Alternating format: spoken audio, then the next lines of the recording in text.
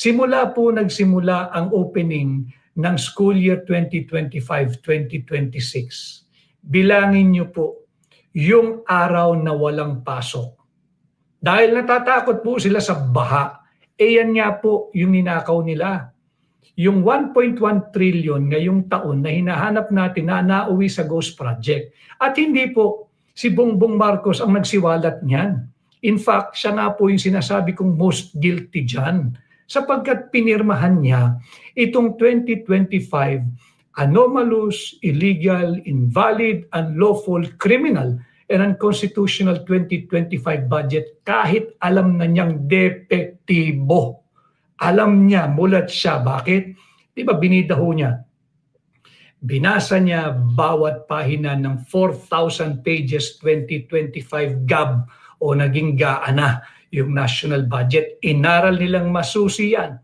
Thoroughly reviewed by the entire palace team. Sabi niya, binida niya, pinirmahan niya. Tapos ito ngayon ang resulta.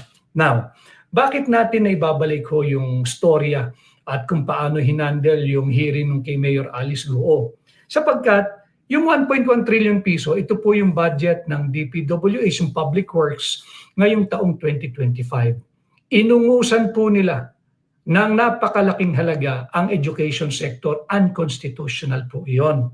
Sana nga dinggin na at aksyonan na ng Korte Suprema yung nakabinbin nating kaso dyan.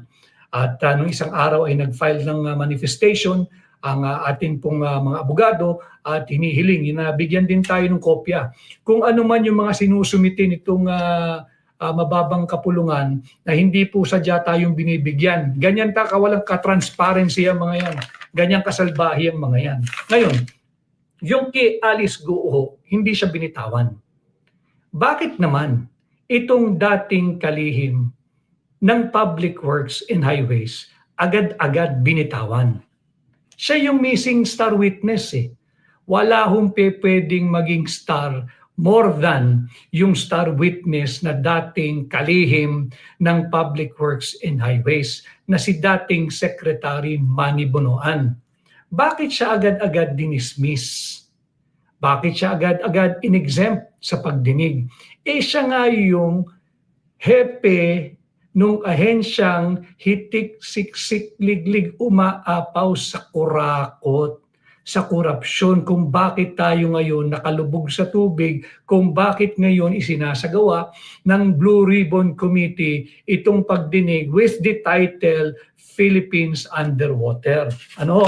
Hindi siya dapat binitawan.